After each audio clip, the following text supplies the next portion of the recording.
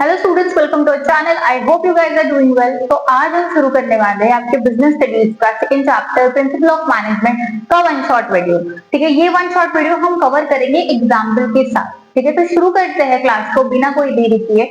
यहाँ पे जो सारा कंटेंट लिखा गया है वो सारे एग्जाम्पल्स है। अगर आपको नोट्स चाहिए प्रॉपर सब पॉइंटर वाइज हमने नोट्स बनाए हैं, तो पॉइंट वाइज नोट्स अगर आपको चाहिए तो आप क्या कर सकते हो, हमारा जो चैनल है वहां पे मैंने ये पूरा चैप्टर एक्सप्लेन किया है, सारे पार्ट को आप देख सकते हो। अगर आपके पास टाइम कम है अभी तो आप उसका स्क्रीनशॉट निकाल सकते हो और उसको गो थ्रू कर सकते हो। ठीक है, अगर आपको वो कंटेंट के साथ एग्जांपल्स चाहिए तो एग्जांपल्स आपको इस वीडियो में मिल जाएंगे। ठीक है, तो आप ऐसे ही आंसर्स लिख सकते हो सेम, या फिर आप इस एग्जांपल्स को देखिए खुद के एग्जांपल्स बना के भी लिख सकते हो। यहाँ पे हमने एक ही एग्जांपल लिया है कि एक लड़की है अदिति, उसने एक नया कैफे शुरू किया है और वो कैफे शुरू करने के बाद जो भी चीजें करती है वो सारी चीजें हमने इस एग्जांपल में हमारे सारे कंटेंट के साथ इंक्लूड किया है। ठीक है, तो हम देखेंगे धीरे धीरे कि वो क्या क्या चीजें करती है इस हमारे कंटेंट के साथ। चलो शुरू करते हैं क्लास को बिना कोई देरी किए। सबसे पहले मीनिंग, हम जो भी चैप्टर करते हैं, ठीक है, जो भी हम चैप्टर पढ़ने वाले हैं उसका मतलब हमें पता होना चाहिए। ठीक है, तो प्रिंसिपल ऑफ मैनेजमेंट का मतलब क्या है वो हम इस एग्जांपल से देखेंगे। तो अदिति एक लड़की है जिसने अपना नया कैफे शुरू किया है। तो वो क्या कह रही है, Aditi knows running a business is not guess work. तो अदिति को पता है कि बिजनेस चलाना कोई गेस वर्क वाला काम नहीं है। ठीक है, just like science has rules, management too has principles, broad guidelines to manage people, money and work. तो जैसे साइंस सारे रूल्स के हिसाब से चलता है, ठीक है, वैसे मैनेजमेंट भी रूल्स के हिसाब से चलता है। ठीक है, मैनेजमेंट के भी प्रिंसिपल्स होते हैं, वो प्रिंसिपल्स हम यूज करते हैं। ठीक है, हमारे पीपल, मनी और वर्क, ये तीनों भी कैटेगरीज में हमें प्रॉपर गाइडलाइन दिया जाता है कि पीपल मतलब लोगों को कैसे हैंडल करना है। ठीक है, मनी मतलब अगर हमें प्रॉफिट मेकिंग करना है या कॉस्ट इनकर हम कर रहे हैं, कुछ एक्सपेंस लगा रहे हैं तो वो कैसे करना है, उसकी गाइडलाइंस। और वर्क मतलब काम कि हम काम जो भी ऑपरेशन कर रहे हैं, प्रोडक्शन कर रहे हैं, मार्केटिंग कर रहे हैं, फाइनेंस, एचआर, जो भी सारे चीज हम कर रहे हैं, ठीक है, काम कर रहे हैं जो बिजनेस में, वो कैसे कौन से प्रकार से किया जाना चाहिए। तो ये सारी चीजों का गाइडलाइन प्रिंसिपल हम मैनेजमेंट ऑफ प्रिंसिपल्स में पढ़ते हैं। ठीक है, मैनेजमेंट ऑफ प्रिंसिपल्स मतलब ही है कि वो हमें कुछ गाइडलाइन दे रहे हैं मैनेजमेंट करने के लिए, बिजनेस में मैनेजमेंट करने के लिए, ऑपरेशंस करने के लिए, ठीक है, काम को करने के लिए हमें गाइडलाइन दिए जा रहे हैं। ठीक है, Unlike science, these principles are flexible because they deal with human behavior. तो unlike science मतलब साइंस के जो रूल्स होते हैं वो रिजिड होते हैं, जैसे रूल है वैसे ही आपको फॉलो करना है। ठीक है, लेकिन यहाँ पे हम लोग ऐसे नहीं कर सकते। हमारे जो मैनेजमेंट के रूल्स है, मैनेजमेंट के जो प्रिंसिपल्स है वो फ्लेक्सिबल होते हैं। फ्लेक्सिबल मतलब कि अगर कोई अलग सिचुएशन है, ठीक है, कोई डिफरेंट सिनेरियो है, तो उसके लिए थोड़ा डिफरेंट हम लोग चीजें अडाप्ट करेंगे, चीजों को उस तरीके से करेंगे जैसे सिचुएशन है। ठीक है, हमारे पर्टिकुलर बिजनेस में, ठीक है, मैनेजमेंट में लोग इन्वॉल्व होते हैं, ह्यूमन इन्वॉल्व होते हैं, तो ह्यूमन के साथ हम रिजिड बिहेवियर नहीं कर सकते। ठीक है, ह्यूमन के साथ हमें एक फ्लेक्सिबल नेचर, फ्लेक्सिबल बिहेवियर को ही अडाप्ट करना पड़ता है। तो हम देखेंगे धीरे धीरे कि हम कैसे फ्लेक्सिबल चीजों को अडाप्ट करते हैं हमारे बिजनेस में, हमारे मैनेजमेंट में, ताकि जो मैनेजमेंट है वो स्मूथली हो। ठीक है, कोई भी दिक्कत परेशानी यहाँ पे ना आए। ठीक है, शुरू करते हैं नेचर ऑफ प्रिंसिपल से। Division of work, Aditi divides the work. Mahesh makes various dishes to serve the customers. Harsh used as a cashier, handles money, and Anuj delivers the food. Universal applicability. तो हमेशा nature of principal में हम लोग जो first point पढ़ रहे हैं वो है डिवीजन ऑफ वर्क। तो कोई भी ऑर्गेनाइजेशन में हम लोग जो भी काम कर रहे हैं वो एक इंसान सारे काम नहीं करता है। ठीक है, हर एक इंसान को उसके स्किल से, उसकी स्किल के हिसाब से, उसके कैलिबर के हिसाब से, उसके पोटेंशियल के, क्वालिफिकेशन के हिसाब से हम उसको काम देते हैं। ठीक है, कि आप ये पढ़ के आए हो, आपको ये पता है, आपको ये आता है, तो आप ये काम कीजिएगा। ठीक है, तो ऐसे ही हम हर एक इंसान को, हर एक हमारे एम्प्लॉय को काम डिवाइड करके देते हैं। तो इसलिए डिवाइड करना इंपॉर्टेंट है। अगर आप एक ही इंसान को सारा लोड दे दोगे तो कुछ भी इफेक्टिवली नहीं हो पाएगा। तो यही किया है अदिति ने अपने कैफे में, कि महेश को उसने डिशेस मतलब सारे आइटम्स जो वेरियस आइटम्स उसके कैफे में बनते हैं वो बनाने के लिए उसने अपॉइंट किया है। हर्ष जो एक कैशियर है उसको काउंटर पे बिठा दिया है कि जो भी पैसे आएंगे वो आप मैनेज करोगे, आप देखोगे। अनुज जो है वो फूड डिलीवरी करता है, ठीक है। यूनिवर्सल एप्लीकेबिलिटी मतलब कि हर जगह पे चलता है, हर ऑर्गेनाइजेशन में चलेगा, ठीक है। वो ऑर्गेनाइजेशन बड़ा हो, लार्ज स्केल पे हो, है ना, स्मॉल स्केल पे हो, कोई भी लेवल ऑफ ऑर्गेनाइजेशन में चलता है, top level, bottom level, middle level, तो हर जगह पे इसकी एप्लीकेबिलिटी होती है। ऐसा कहीं भी नहीं होता कि ये हम यूज नहीं करते, ठीक है। Flexibility, but she knows no single rule work always, she adopts. तो उसको पता है, अदिति को पता है कि हमेशा जो एक पर्टिकुलर रूल हमें पता है या हमें पर्टिकुलर रूल लगाया गया है हमारे ऊपर, वो ही फॉलो करके वही हम पर्टिकुलरली फॉलो नहीं कर सकते, ठीक है। हमें सिचुएशन के हिसाब से रूल्स को थोड़ा सा फ्लेक्सिबली ट्रीट करना पड़ता है, देखना पड़ता है, ठीक है।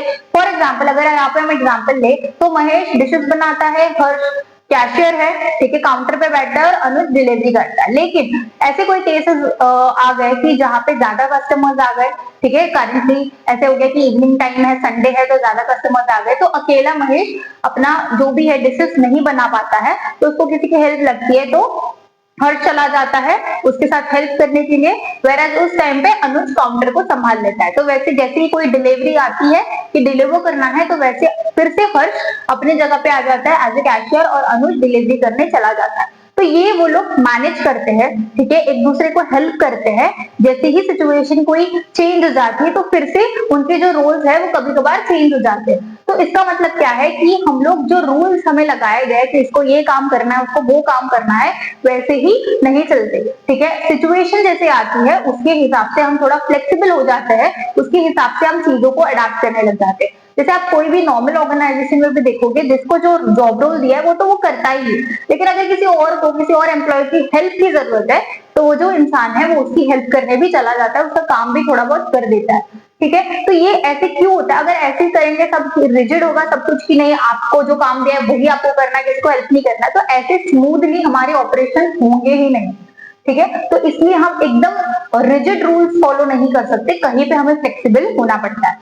फिर है formed by practice and experiment, from trial and errors she learn discipline improve services. तो from practice, trial and errors, experiment, तो हमेशा कोई भी बिजनेस में, कोई भी स्केल ऑफ बिजनेस हो, लार्ज, स्मॉल, मीडियम, कोई भी बिजनेस हो, वहां पे हर एक इंसान, हर एक जो ओनर होता है, उसके जो एम्प्लॉयज होते हैं, वो कुछ ना कुछ नए ट्राई करते हैं, नए आइडियाज आते हैं, नए इनोवेशन होता है, ठीक है, नई चीजें ट्राई करते हैं। फिर कभी कभी गलत भी हो जाती है ना, एरर हो जाता है, फिर उसको इम्प्रूव भी करते हैं, ठीक है, अल्टरनेटिव ढूंढते हैं। तो एक हर एक बिजनेस में होता है। तो यहाँ पे भी कि वो लोग हमेशा कुछ ना कुछ नया ट्राई करते रहते थे, ठीक है, कुछ मिस्टेक हो जाती थी तो उसका अल्टरनेटिव ढूंढते थे और उसको इम्प्रूव करते। जैसे अगर उन्होंने नई रेसिपी निकाली, ठीक है, तो उसको ट्राई करते थे कि वो बेटर और कुछ बन रहा है क्या, ठीक है, या फिर मार्केटिंग के जो टेक्निक्स है, ठीक है, उसको और कैसे हम एनहांस कर सकते हैं, और कोई बेटर आइडिया है, ठीक है, तो वो उस पे काम करते थे, एक्सपेरिमेंट करते रहते थे, और जो भी एरर आता था उसको ठीक करते थे, उसका अल्टरनेटिव निकाल के इम्प्रूव करते थे, ठीक है। तो ये भी काफी इंपॉर्टेंट है। Behavioural nature, she notice when she treats employees kindly they behave better.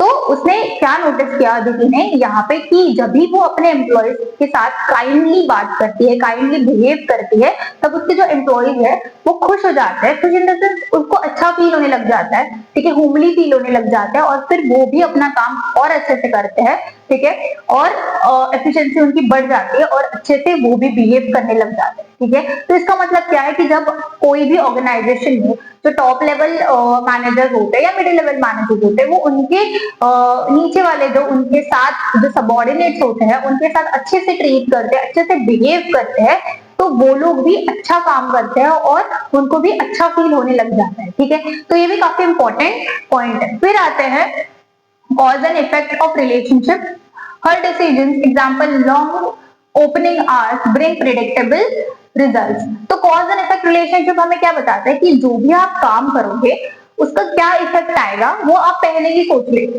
ठीक है। अगर आप कोई नई मार्केटिंग स्ट्रैटेजी को बिल्ड कर रहे हो और आप उसको अप्लाई करके देखते हो, तो आप पहले ही सोच लेते हो इसकी इतने इतने रिजल्ट आ सकते हैं, ये पॉसिबिलिटी है।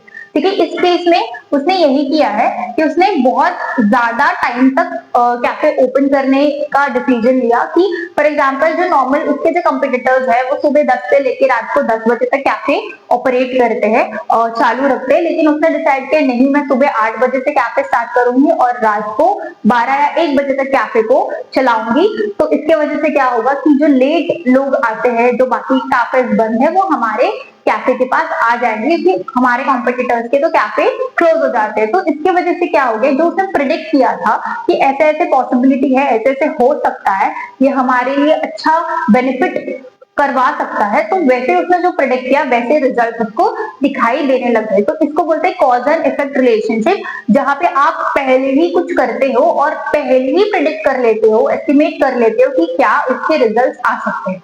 तो ये भी काफी इंपॉर्टेंट पॉइंट है। फिर है contingent nature. She understands principal demands depends upon situation. Salary must be fair also within budget. तो ये हमें क्या कहने की कोशिश कर रहा है, देखो मैक्सिमम टाइम्स हम ऐसे बोलते हैं कि एक्सप्लॉयटेशन नहीं करना है, ठीक है, मतलब जितना वो पर्टिकुलर काम कर रहा है एम्प्लॉय उस हिसाब से उसको हमें सैलरी देनी चाहिए, ठीक है, उसको कम सैलरी नहीं देनी चाहिए, उसके साथ हम गलत करें।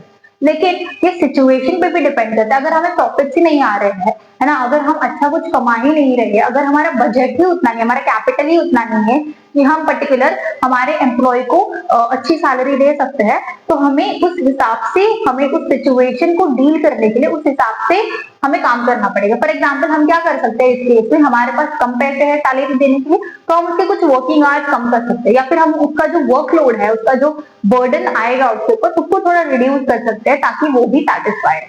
तो यहाँ पे हमने क्या किया, हमें पता है कि अगर मैं उस पर्टिकुलर एम्प्लॉय को ये 8 आवर्स का काम देके अगर मैं उसकी XYZ सैलरी दे रही हूँ तो उसके लिए गलत होगा, एक्सप्लॉयटेशन होगा कि मैं उसको काम ज्यादा दे रही हूँ और सैलरी कम दे रही हूँ। तो हमने इसके लिए अल्टरनेटिव क्या देखा कि हमने उसका थोड़ा काम ही रिड्यूस कर दिया, हमने उसका वर्किंग आवर ही रिड्यूस कर दिया ताकि हमें उसको ज्यादा सैलरी ना देनी पड़े। तो हमने क्या किया, इस सिचुएशन को टैकल किया, सिचुएशन को उस हिसाब से हैंडल किया जिस हिसाब से हम प्रैक्टिकली कर सकते हैं, ठीक है। आई होप आपको ये पॉइंट भी क्लियर हो गया होगा। फिर आते हैं सिग्निफिकेंस ऑफ प्रिंसिपल्स। यहाँ पे क्या है, insight into reality. Aditi avoid repeating mistakes. तो इंसाइट इनटू रियलिटी मतलब देखो हर एक बिजनेस में जो भी हम बिजनेस ऑपरेट करते हैं उसमें हमें छोटी छोटी नई नई चीजें समझ में आती है, ठीक है, कि ये चीजें हमें करनी चाहिए, ये चीजें हमें अवॉइड करनी चाहिए।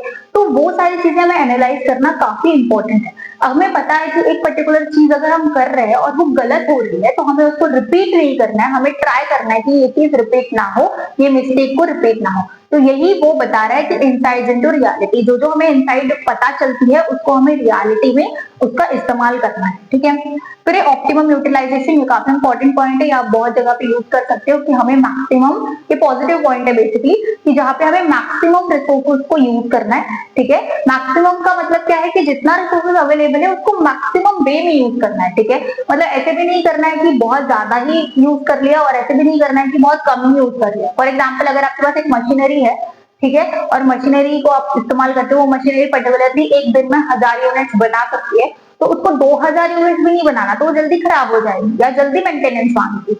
आपको क्या करना है, 1000 यूनिट ही बनाना है। एक तो आप उसको 2000 यूनिट बनाओगे तो भी गलत करोगे और कम यूनिट बनाओगे, 500 यूनिट बनाए तो उसकी कैपेसिटी तो 1000 की है ना, तो आपने कम क्यों बनाया, ठीक है। तो यहाँ पे आपका नुकसान है, तो आपको जितनी उसकी कैपेसिटी है, जितना उसका पोटेंशियल है, उतना ही उससे काम करना है। ये सेम ह्यूमन रिसोर्स में भी होता है कि पर्टिकुलर एक इंसान की जो कैपेसिटी है, कैपेबिलिटी है, वो 8 घंटे काम करने की है, तो आप उसको ओवर टाइम कराओगे, 10 घंटे काम कराओगे, तब तक उसकी एफिशिएंसी कम हो गई होगी और फिर आपको जितना रिजल्ट चाहिए है, ठीक है, ऑप्टिमम रिजल्ट जो आप एक्सपेक्ट कर रहे हो वो नहीं आ पाएगा, ठीक है। तो इसीलिए कोई भी रिसोर्सेज हो आपके पास, वो मैनमेड रिसोर्सेज, मैनमेड बोलते हैं, वो अगर नेचुरल रिसोर्स है, मैनमेड रिसोर्स है, या फिर जो भी रिसोर्सेज आप यूज कर रहे हो, ह्यूमन रिसोर्स है, उसका आपको प्रॉपर इस्तेमाल करना है, ऑप्टिमम यूटिलाइजेशन होना चाहिए, ठीक है। फिर है scientific decisions. Decisions are logical not emotional. तो साइंटिफिक डिसीजंस के अकॉर्डिंग हमें चीजें करनी है, ठीक है। जैसे प्रिंसिपल ऑफ मैनेजमेंट में हम कहते हैं कि फ्लेक्सिबल चीजें होती है, लेकिन हमें हमेशा इमोशनली नहीं सोचना है, हमें रूल्स गाइडलाइंस को फॉलो करके ही चीजें करनी है। फ्लेक्सिबल का मतलब है कभी कभार सिचुएशंस के अकॉर्डिंग हम थोड़ा सा फ्लेक्सिबल हो सकते हैं, थोड़ा 19-20 कर सकते हैं, लेकिन आपको पूरे ही इमोशनल तरीके से बिजनेस को नहीं करना है। बिजनेस इमोशनल तरीके से नहीं चलाया जाता, आप लॉसेस में चले जाओगे, ठीक है।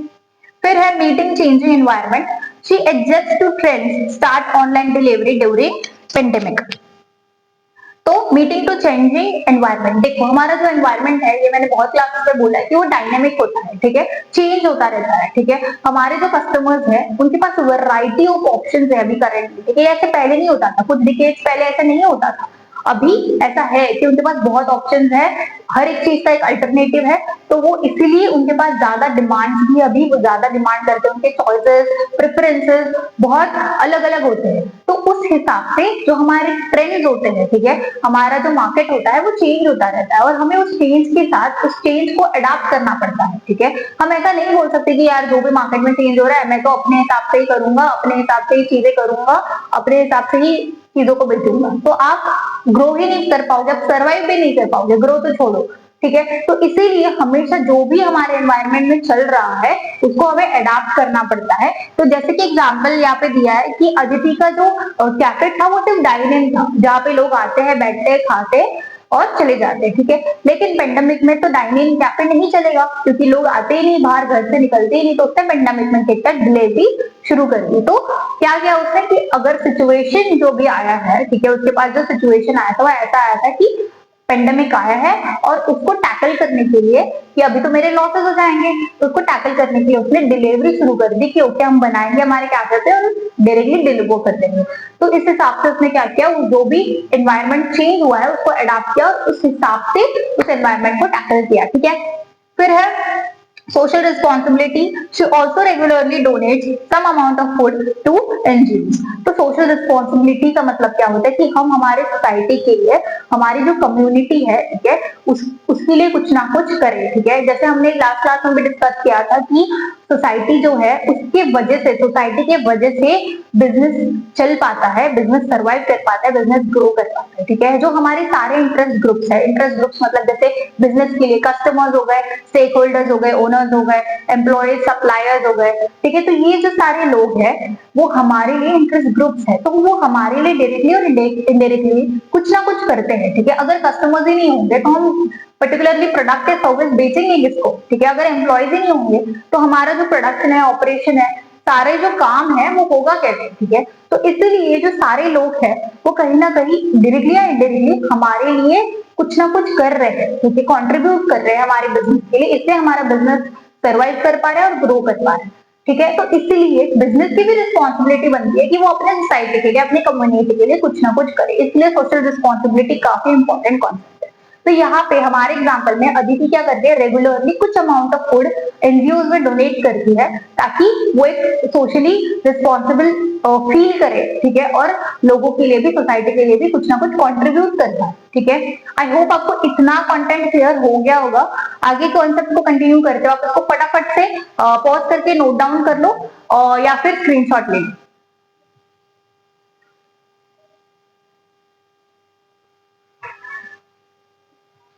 उसी क्लास को कंटिन्यू करते हैं। हमारा फोर्थ क्वेश्चन या फोर्थ टॉपिक जो है साइंटिफिक मैनेजमेंट, और जो टेलर ने हमें दिया हुआ है, ठीक है।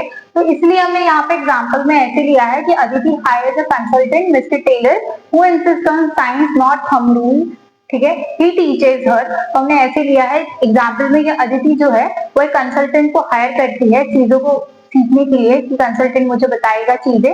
तो कंसल्टेंट का नाम ही हमने मिस्टर टेलर रखा है ताकि आपको याद रहे कि जो ये साइंटिफिक मैनेजमेंट है वो टेलर ने हमें इंट्रोड्यूस किया है, ठीक है।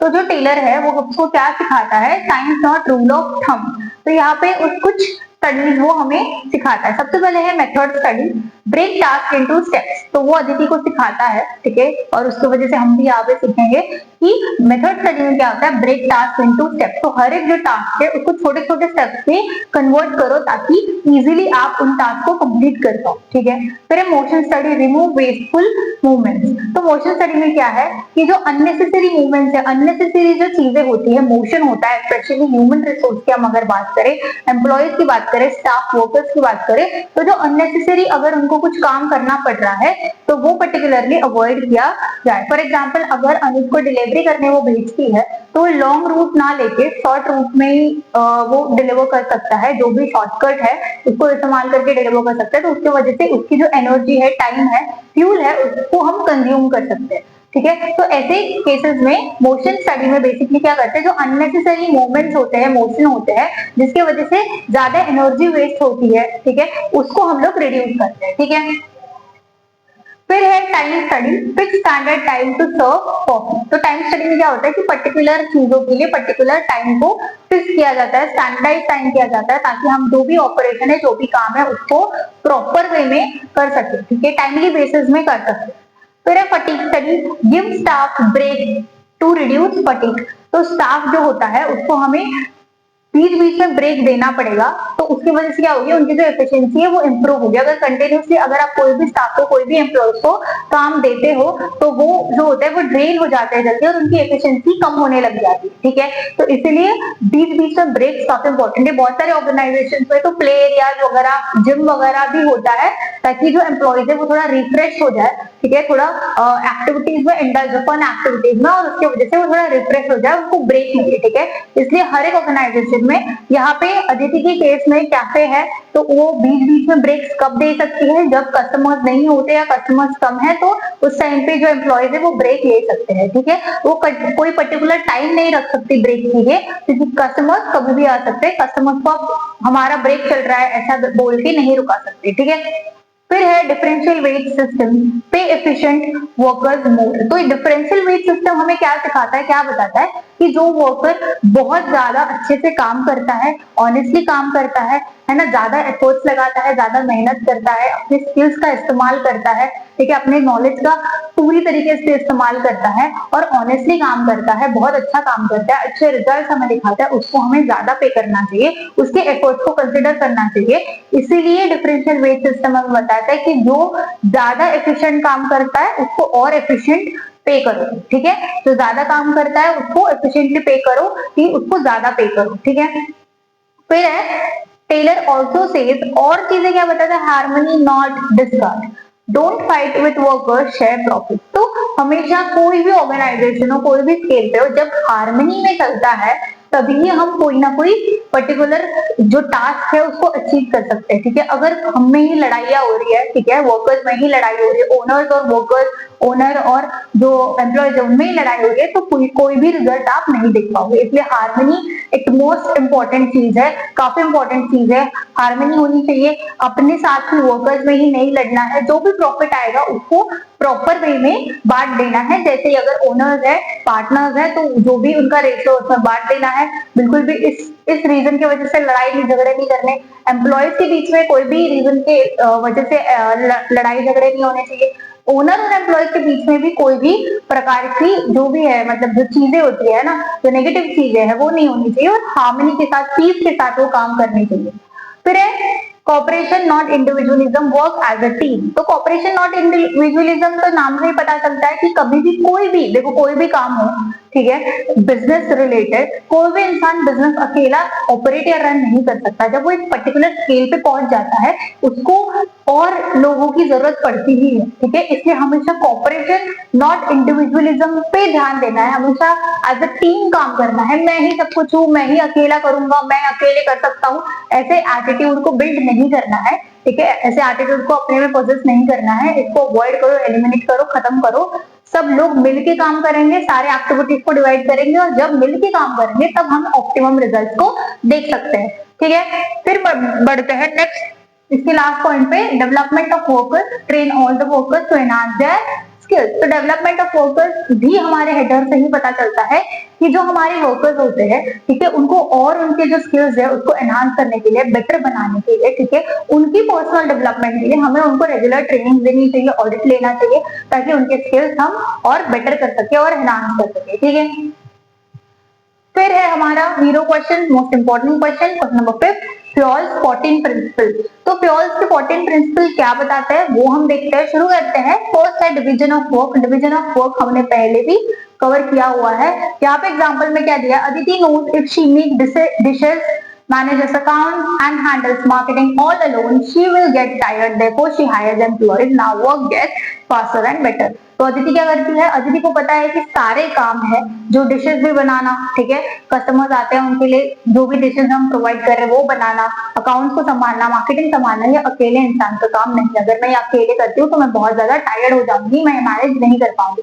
इसलिए वो क्या करती है, एम्प्लॉयज को हायर करके उनको डिवाइड करके देती है काम, उनके स्किल्स के, उनके इंटरेस्ट के हिसाब से, और इसके वजह से क्या होता है कि उसका जो काम है वो जल्दी खत्म होता है और बेटर काम होता है, ठीक है, क्योंकि वो पर्टिकुलर काम वो पर्टिकुलर स्पेशलिस्ट कर रहा है, पर्टिकुलर जिसके पास उस काम करने की स्किल्स है, नॉलेज है, वो इंसान इसको कर रहा है, ठीक है। इसलिए डिविजन ऑफ वर्क काफी इंपॉर्टेंट है। हर एक इंसान को ऐसा काम डिवाइड करके दो कि उसमें उसका इंटरेस्ट हो, है ना, नॉलेज हो, उसका पोटेंशियल उतना हो कि वो काम कंप्लीट कर सके, एकदम इफेक्टिवली काम कर सके, अच्छे रिजल्ट्स ला सके, वैसे उस हिसाब से हमें काम को डिवाइड करके दे देना चाहिए, वो कहता है डिविजन ऑफ वर्क।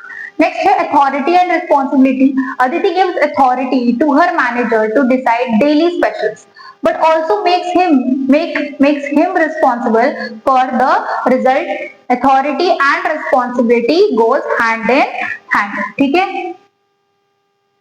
तो अदिति क्या करती है, अपना जो उसका जो मैनेजर है उसको सारी रिस्पॉन्सिबिलिटी, पहले उसको सारी अथॉरिटी दे देती है कि आज का जो भी स्पेशल डिश है वो आप डिसाइड करोगे, मतलब हर रोज का जो स्पेशल डिश है वो आप डिसाइड करोगे, लेकिन उसके साथ उसके ऊपर वो रिस्पॉन्सिबिलिटी भी डाल देती है कि एकदम वाइजली डिसाइड करना कि अगर इसका कुछ भी नेगेटिव रिजल्ट आता है, ठीक है, तो आपकी रिस्पॉन्सिबिलिटी है क्योंकि आपने ये डिश को डिसाइड किया है, ठीक है। तो वो क्या करती है कि उसको अथॉरिटी तो दे देती है कि तू डिसाइड कर ले, लेकिन उसके साथ उसके ऊपर एक रिस्पॉन्सिबिलिटी भी डाल देती है कि अगर कुछ भी गलत हो जाता है, कुछ भी नेगेटिव वे में चली जाती है चीजें, तो वो आपकी रिस्पॉन्सिबिलिटी बनती है। तो यहाँ पे क्या होता है कि अथॉरिटी और रिस्पॉन्सिबिलिटी दोनों एक साथ काम करता है, ठीक है। तो वही लिखा है authority and responsibility goes hand in hand. फिर है discipline. She make rules, opening cafe on time, keeping it clean, treating customers politely, everyone follows leading to smooth operation। तो डिसिप्लिन में क्या है कि वो रेगुलर रूल्स बनाती है कि रेगुलरली जो हमारा कैफे ओपन होता है वो उसके एग्जैक्ट जो हमने टाइम डिसाइड किया है वही टाइम पे ओपन होना चाहिए, ठीक है। सब लोग जो है वो कस्टमर्स को अच्छे से पोलाइटली ट्रीट करने चाहिए, ठीक है। हमारा जो कैफे है वो क्लीन रहना चाहिए, रेगुलर क्लीनिंग होनी चाहिए, ठीक है, कुछ कुछ टाइम के बाद क्लीन होती रहनी चाहिए। तो ये जो रूल्स है वो उसने सबके लिए लगाए हैं ताकि सारे वो रूल्स को फॉलो करें, और सारे रूल्स को फॉलो करते हैं उसकी वजह से जो ऑपरेशन है वो स्मूथली हो पाता है, ठीक है।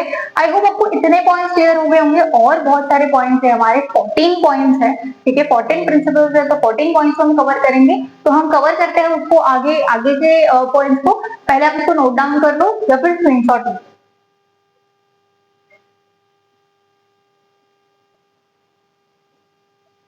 ओके, क्लास तो कंटिन्यू करते हैं हमारे 4th पॉइंट को।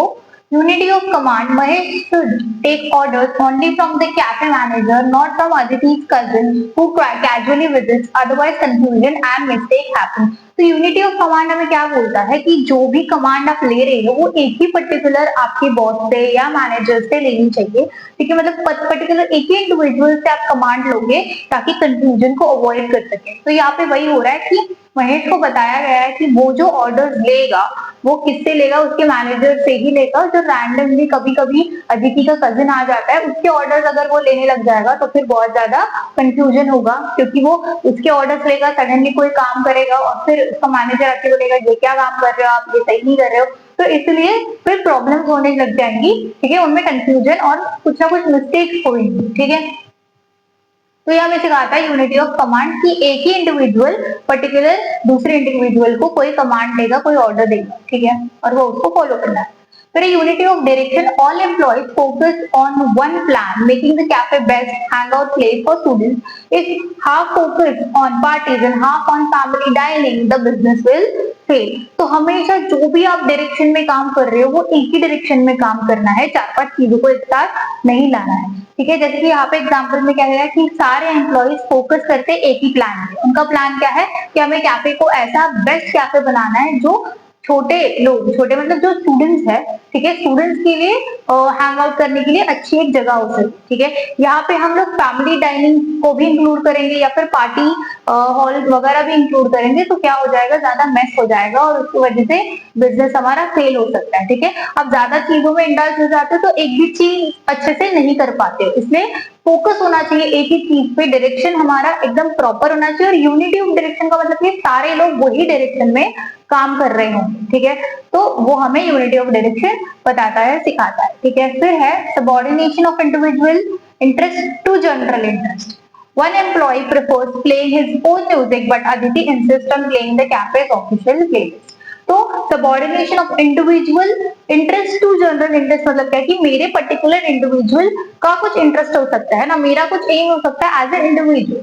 ठीक है, बट मुझे ऑर्गेनाइजेशन की गोल्स को और ऑर्गेनाइजेशन के पर्पस को पहले ध्यान में रखना है, पहले उसका ऑर्गेनाइजेशन का इंटरेस्ट देखना है और फिर खुद का इंटरेस्ट देखना है। ठीक है, क्योंकि मैं ऑर्गेनाइजेशन के लिए काम कर रही हूँ, तो ऑर्गेनाइजेशन ये प्रायोरिटी भी होना चाहिए। ठीक है, तो यहाँ पे वही हो रहा है कि जो एम्प्लॉय है अदिति का, वो कहता है कि मैं अपने हिसाब से गाना लगाऊंगा। ठीक है, लेकिन अदिति इंटरेस्ट करती कि नहीं, जो ऑफिशियल प्लेलिस्ट हमने बनाई है हमारे कैफे के लिए वही लगाओ, क्योंकि वही प्रॉपरली हमारे कैफे के लिए एक बेटर ऑरा क्रिएट करती है। आप कुछ भी गाने लगाओगे तो वो सूट नहीं करेंगे। ठीक है, तो इसीलिए यहाँ पे ऑर्गेनाइजेशन को क्या बेनिफिट कर रहा है उसका सोचा गया है।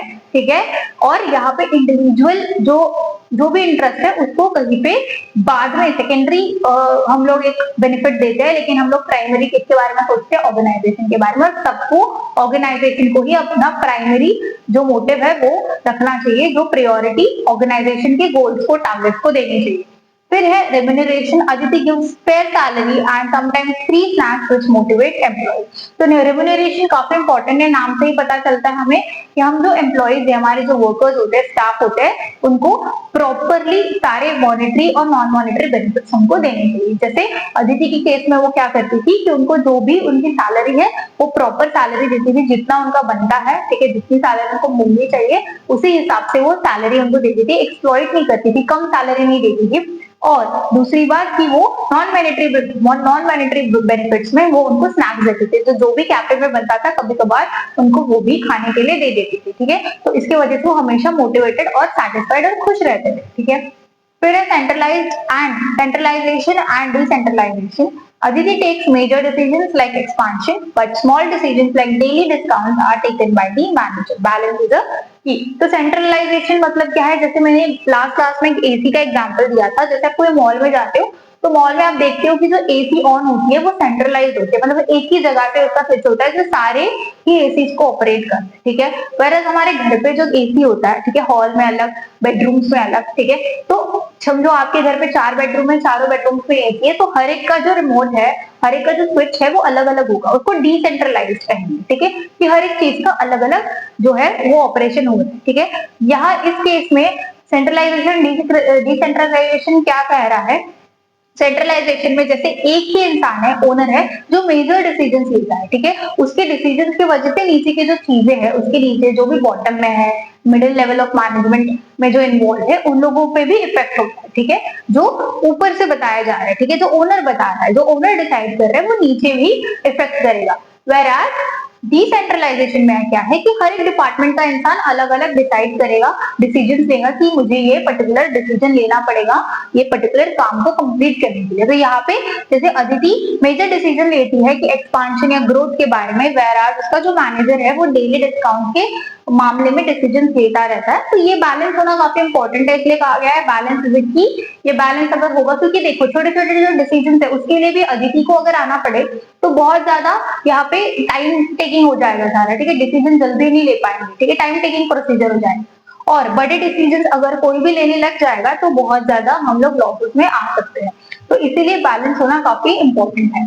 फिर है हमारा scalar chain. If the cashier wants to share a new billing idea, he informs the manager who tells Aditi clear chain of command, avoid confusion। तो हमेशा चेन ऑफ स्केलर चेन हमें क्या बताता है, एक प्रॉपर ऑर्डर होना चाहिए चीजों के लिए, चीजों को लेके। ठीक है, इस केस में जैसे कैशियर को ऐसे लगता है कि हमारा जो बिलिंग का आइडिया है, ठीक है, वो थोड़ा सा चेंज होना चाहिए, कुछ नई आइडिया अगर उसको आती है तो वो क्या करेगा, पहले मैनेजर को बताएगा, डायरेक्टली अदिति के पास नहीं जाएगा, वो अपने जो ऊपर है ठीक है, उसका जो बॉस है उसको बताएगा, मैनेजर फिर अदिति को बताएगा कि ये ऐसे ऐसे हम कर सकते हैं। तो ये प्रॉपर चेन होनी चाहिए, तभी ही हम लोग प्रॉपर जो भी हमें बात कम्युनिकेट करनी है वो कम्युनिकेट कर पाएंगे और वो भी रिसीव कर पाएंगे जिसके साथ हम कम्युनिकेट करने की कोशिश कर रहे हैं।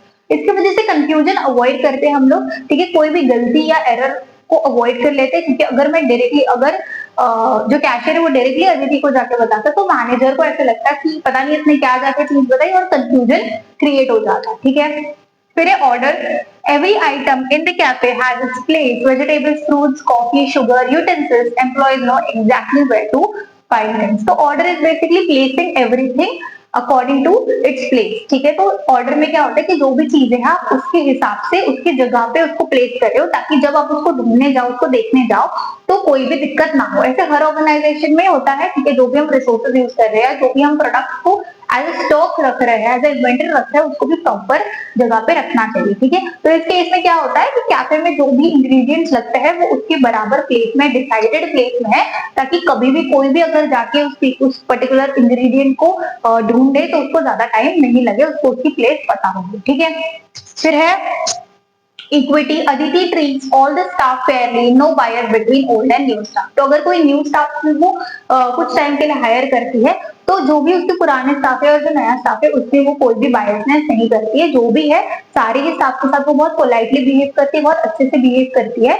क्योंकि यही हमें इक्विटी कहता है, बताता है कि हमें सबके साथ जो भी हमारी जो स्टाफ होता है, एम्प्लॉयज होते हैं, वर्कर होते हैं, उनके साथ अच्छी तरीके से बिहेव करना है, कोई भी तरह का भेदभाव नहीं करना, ठीक है, बायसनेस नहीं होना चाहिए। फिर है stability of personal, frequent employee changes disturb customers, Aditi makes sure staff stay for long term by creating a friendly atmosphere। तो स्टेबिलिटी होना काफी इंपॉर्टेंट है। वैसे बहुत सारे ऑर्गेनाइजेशन में होता है कि लोग अच्छा एनवायरनमेंट नहीं है इसलिए छोड़ देते हैं, और ज्यादा लोग एम्प्लॉयज अगर छोड़ते हैं तो वो ऑर्गेनाइजेशन काफी लूज हो जाता है, ठीक है, काफी लॉसेस में आने लग जाता है क्योंकि कोई टिक ही नहीं रहा है ऑर्गेनाइजेशन। तो उसको लोगों को टिकाने के लिए है ना, लोगों को अच्छा एनवायरनमेंट देना काफी इंपॉर्टेंट है कि लोग आपके ऑर्गेनाइजेशन में काम करें। वैसे अदिति की केस में वो क्या करती थी, सारे जो उसके एम्प्लॉयज है, सारे जो लोग हैं, ठीक है, उनमें उनको अच्छा ट्रीट करती थी, अच्छा एटमॉस्फेयर देती थी ताकि वो छोड़ के ना चला जाए। क्योंकि बार बार अगर फ्रीक्वेंटली चेंज होता रहेगा, ठीक है, जो हमारे एम्प्लॉयज चेंज होते रहेंगे तो कस्टमर्स को भी कहीं ना कहीं इसका इफेक्ट हो जाता है उसके ऊपर कि अगर कोई एम्प्लॉय है जो काफी फ्रेंडली था कस्टमर्स के साथ, वो कस्टमर रेगुलरली आता था, वो एम्प्लॉय के साथ उसकी अच्छी जमती थी, तो अच्छा उसको एक रिस्पॉन्स मिलता था, तो वो मिस करेगा जब कोई नया एम्प्लॉय आएगा तो। और इसकी वजह से अगर नया एम्प्लॉय अच्छा नहीं हुआ, उसका जो बिहेवियर है वो सेम नहीं है, पोलाइट नहीं है, तो उसके वजह से जो कस्टमर है वो क्या हो जाएगा, अनॉय हो सकता है और वो आपके पास फिर से ना आए, रिविजिट ना करे। तो ऐसे केसेस में हमें हमेशा हमारे बिजनेस में स्टेबिलिटी होनी चाहिए और हमारे जो एम्प्लॉयज होते हैं वो लॉन्ग टर्म हमारे बिजनेस में कंटिन्यू करने चाहिए, सर्वाइव करने चाहिए, ठीक है। फिर initiative, Aditi encourage employees to suggest new ideas, this makes them feel valued। तो इनिशिएटिव वो अपने एम्प्लॉयज को लेने लगाती है कि आप भी लेके आओ नए सजेशंस, नए आइडियाज कि हम हमारे बिजनेस को, हमारे कैफे को और बेटर कर सके। तो ऐसे केसेस में क्या होता है, इसके जो एम्प्लॉयज है उनको ऐसा फील होता है कि हम भी एक पार्ट है इस ऑर्गेनाइजेशन के, इस कैफे के, हम भी एक पार्ट है, हमें वैल्यूड फील करा रही है हमारी जो भी बॉस है, ठीक है, हम भी कहीं ना कहीं यहाँ पे कुछ ना कुछ इंपॉर्टेंट रोल प्ले करते हैं कैफे को और बेटर बनाने के लिए, इसलिए वो हमसे सजेशन और आइडियाज मांगते रहती है। तो एक ऐसा वो सिनेरियो क्रिएट करने की कोशिश करती है जिसकी वजह से हमारे जो एम्प्लॉयज है वो ज्यादा मोटिवेटेड रहते हैं, खुश रहते हैं, ठीक है, सैटिस्फाइड रहते हैं। फिर spirit de corps, team spirit, Aditi builds team spirit, celebrating birthday, sharing successes, making everyone motivated. तो अदिति अपने लोग ही है, अपना घर है, ऐसे ही सबको ट्रीट करती है, ठीक है। अदिति क्या करती है, उनके जो बर्थडे आते हैं वो कैफेज में सेलिब्रेट करती है, ठीक है, उनके जो भी सक्सेस स्टोरीज है, ठीक है, वो उनके साथ शेयर करती है, ठीक है, सारी चीजें मतलब जो भी छोटी मोटी चीजें हैं वो उनके साथ शेयर करती है ताकि उनको और मोटिवेटेड फील हो और उनकी जो टीम है वो काफी स्ट्रांग हो जाए और वो कभी भी उसका जो कैफे है वो छोड़ के जाने का ना सोचे, ठीक है, डिससेटिस्फाइड ना हो कभी, ठीक है। तो उनके साथ वो अच्छे से इन्वॉल्व होती है ताकि उनको होमली फीलिंग आए, ठीक है। आई होप ये आपको चैप्टर अच्छे से क्लियर हो गया होगा। ये एग्जाम्पल्स हमने जानबूझ के आपके लिए लेके आए हैं। एग्जाम्पल्स के थ्रू बच्चों को ज्यादा इजीली समझता है और ये एग्जाम्पल्स आप आपके एग्जाम में भी यूज कर सकते हो। अगर आपको नोट्स चाहिए तो सारे मैंने जैसे शुरुआत में बताया था कि सारे हमारे चैनल पे अवेलेबल है। आप अगर आपके पास ज्यादा टाइम नहीं है तो आप फास्ट फॉरवर्ड में वीडियो देख सकते हो या फिर आप पॉज करके स्क्रीनशॉट लेके उसको गो थ्रू कर सकते हो। उसके साथ अगर आप ऐसे एग्जाम्पल्स लिखोगे, ये एग्जाम्पल्स लिखोगे तो भी चलेगा। इसके जैसे आप खुद के एग्जाम्पल्स अगर क्रिएट करके लिख सकते हो तो बहुत ही अच्छी बात है, आप हाई स्कोर कर पाओगे। ठीक है, यहाँ पे हम लोग ये कंटेंट लेके आते हैं ताकि आप हाई स्कोर कर पाओ। ठीक है, ताकि आपको ज्यादा से ज्यादा कंटेंट मिले। ठीक है, ये सब कुछ आपको इजीली कहीं पे नहीं मिलता, आपको जगल करना पड़ता है, हमें भी पता है, इसलिए हम आपके लिए नोट्स लेके आते हैं। ठीक है, अगर आपको वीडियो अच्छा लगा होगा तो वीडियो को लाइक करो, आपके फ्रेंड्स के साथ शेयर करो ताकि आपके साथ वो भी पढ़ सके। ठीक है, वो भी इसको अवेल कर सके, नोट्स बना सके। ठीक है, और अगर आप चैनल पे नए हो तो सब्सक्राइब करो फटाफट से ताकि आप हमारे साथ जुड़ सको, इस सीरीज को फॉलो कर सको, सारे वीडियोस देख सको, सारे one shot videos, important questions के वीडियोस आप तक पहुंच सके। ठीक है, मिलते हैं नेक्स्ट वीडियो में नेक्स्ट चैप्टर के साथ। तब तक के लिए keep studying and take care.